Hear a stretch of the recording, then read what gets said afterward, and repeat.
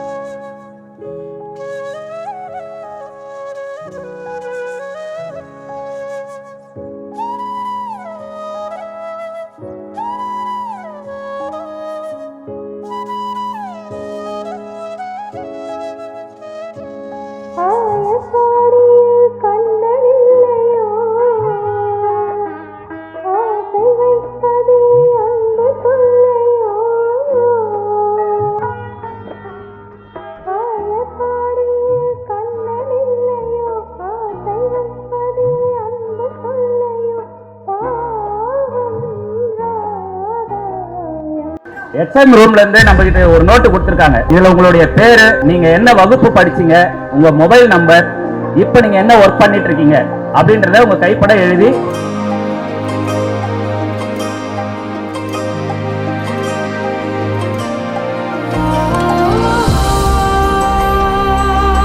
அதை தலைமை ஏற்று கௌரவிக்க சிறப்பு அழைப்பாளர்களாக நமது தலைமை ஆசிரியர் திருமதி பூங்குழலி மேடம் அவர்களையும், மற்றும் நமக்கு எப்போ விடுமுறைகள் உண்டு, ஆசிரியர்களுக்கு விடுமுறை என்பதே இல்லை, அந்த விடுமுறையிலும் நமக்காக வந்திருக்கிறார்கள் என்பதற்காகவே இங்கு மீண்டும் உங்களை அனைவரும் சந்திப்பில் மிகவும் மகிழ்ச்சி அடைகிறோம். அனைவரும் அனைத்து நண்பர்களையும் பார்த்தது, ஆசிரியர் பெருமக்களை பார்ப்பது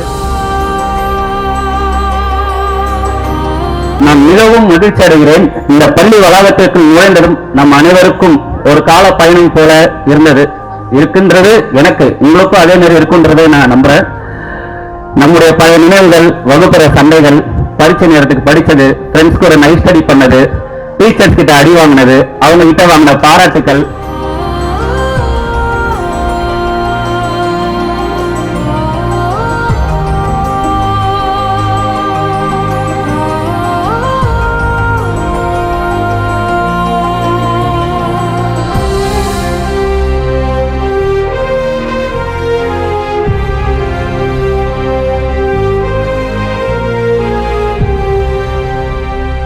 கிளாஸ் ரூம்ல அவுட்ஸ்டாண்டிங் ஸ்டூடெண்டா இருந்ததோட இல்லாம வாழ்க்கையிலேயே அவுட்ஸ்டாண்டிங் ஸ்டூடெண்டா இன்னைக்கு வந்து நீங்க எல்லாரும் எங்க முன்னாடி நிற்கும் போது திருக்குறள்ல வந்து பெற்ற பிள்ளைய பத்தி தான் சொல்லியிருக்கிறார் வள்ளுவர்.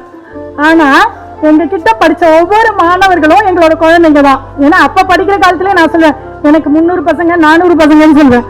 ஏன்னா 300 ஸ்டூடெண்ட்ஸ்க்கு நான் ஒருத்தி தான் இங்கிலீஷ் டீச்சர். அது பெரிய பெருமை எனக்கு.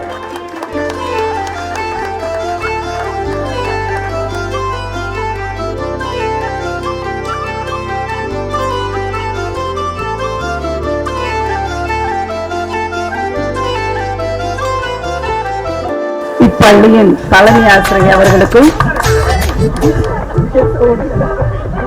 ஆனா எப்படி அப்படின்னா, ஒரு விஷயத்த சொன்னோன்னா நேற்று அப்படி சொன்னீங்களே இன்னைக்கே எப்படி சொல்றீங்க அப்படின்னா, கிளாஸ்ல மட்டும் இல்ல கிரவுண்ட்ல நிக்கும் போது நம்ம கிராஸ் பண்ணி போனோம்னா கூட நிக்க வச்சு கேள்வி கேட்பான்.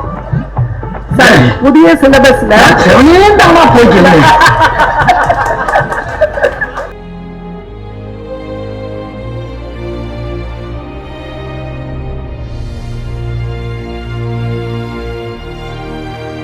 நான் மனதார இந்த கூட்டத்திற்கு வரவேற்கிறேன். ஏனென்றால் அவர்கள் இருவரும் என்னோடு பணி செய்தவர்கள். இப்போது அவர்கள் படிப்பு பாஸ் ஆக்கிறதுக்கு முயற்சி செய்து எழுந்து அவங்க பேரோட அட்னஸ் சொல்லிட்டீங்கன்னா அவங்க ஹாப்பியா ஃபீல் பண்ணுவாங்க, நம்மளும் ஹாப்பியா இருக்கலாம். 12th A1 சயின்ஸ் குரூப்ல இருந்தேன். கீ அக்கவுண்ட் மேனேஜரா ஒர்க் பண்ணிட்டு இருக்கேன். நான் நர்சிங் முடிச்சிட்டு இப்ப ஒர்க் பண்ணிட்டு இருக்கேன் மேம். பெப்சிகோல ஒர்க் பண்ணிட்டு இருந்தேன். இப்போ 12th C படிச்சிட்டு இருந்தேன். இப்போ படிச்சிட்டு இருக்கேன்னு நினைக்கிறேன். இப்ப மெடிக்கல் ஷாப் வச்சிருக்கேன். ரொம்ப பிரச்சனை பண்ணவே அவன்தான். மெடிக்கல் ஷாப் வச்சிருக்கேன். குவாலிட்டி இன்ஜினியரா இருக்கு. பீசா ஸ்டுடியோல வந்து வெட்டிங் போட்டோகிராஃபி ஈவென்ட்ஸ் கம்பெனி வச்சிருக்கேன். பிக் பாஸ்கெட்ல MIS இருக்கேன். சாஃப்ட்வேர் இன்ஜினியரா ஒர்க் பண்ணிட்டு இருக்கேன். HCL ஒர்க் பண்ணிட்டு இருக்கேன். ஃபோர்ட்ல டெவலப்பரா ஒர்க் பண்ணிட்டு இருக்கேன். நானும் இன்னைக்கு ஒரு கம்பெனியில் வேலை செஞ்சு சம்பளம் வாங்குறேன்ற அளவுக்கு என்னை நிறுத்தி விட்டதுன்னா அவங்க தான் முதல் காரணம். 2004ஆம் ஆண்டு வரைக்கும் இந்த பள்ளியில தான் படிச்சேன். 10ஆம் வகுப்பு. என் பேர் அசோக் மேடம். அப்ப பிரேயர்ல நியூஸ் வாசிப்பேன். இப்போ இங்க வாசிக்க விட்டானுங்க. 20 வருஷம் கேப் விட்டதால கொஞ்சம் டிராபிக் ஜாம் ஹெவியா இருக்கு. மேடம் என் பேர் வினோத். நான் 12th C படிச்சிருந்தேன். பள்ளிக்கூடத்துல பாடம் படிச்சதில்ல, நாங்க நட்பு படிச்சோம். சின்ன வயசுல நாங்க அழுததில்ல, ஒன்னா சேர்ந்து சிரிச்சோம். காசுக்கு ஒரு பஞ்சம் வந்தாலும் பாசத்துக்கு பஞ்சம் இல்ல. தினம் தினம் சண்டை போட்டாலும் நெஞ்சுக்குள்ள பஞ்சம் இல்ல. என் நண்பனை போல யாரும் இல்ல இந்த பூமியில. என் நட்புக்கு தான் ஈடே இல்ல இந்த பூமியில. ஜாதியில பேதம் இல்ல நட்புக்குள்ள. என் நண்பன் இருக்கிற வராயில் எனக்கு கவலை இல்ல.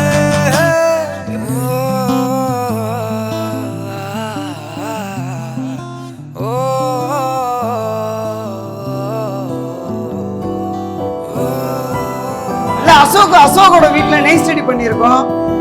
நடந்தே ரஃபி வீட்டுக்கு போய் ரொம்ப நாளைக்கு ரஃபி வீட்டில் பேசியிருக்கேன். நானு கணேஷ் வீட்டுக்கு சத்யாநகர் போகும்போது முட்டை தோசை கடை இருக்கும் அந்த முனையில்.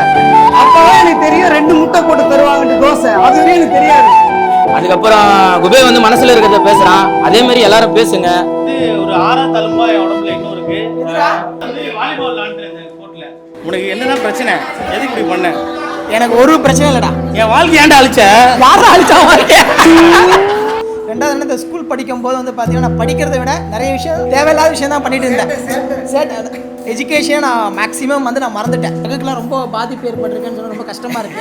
பட் இது உங்க ஃபேமிலிட்ட நீ காமிக்கணும். இல்ல எல்லாருக்குமே தெரியும். எல்லாருக்கும் தெரியும்.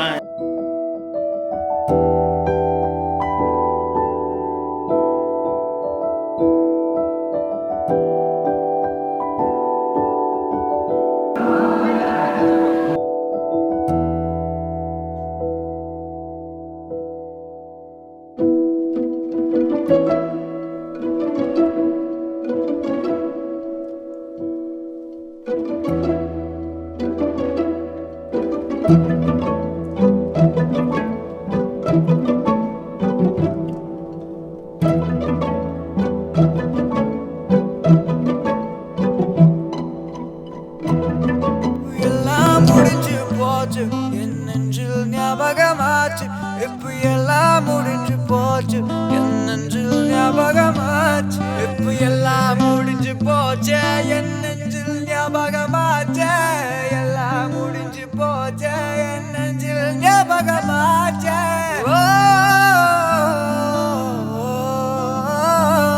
என்ன மச்சானே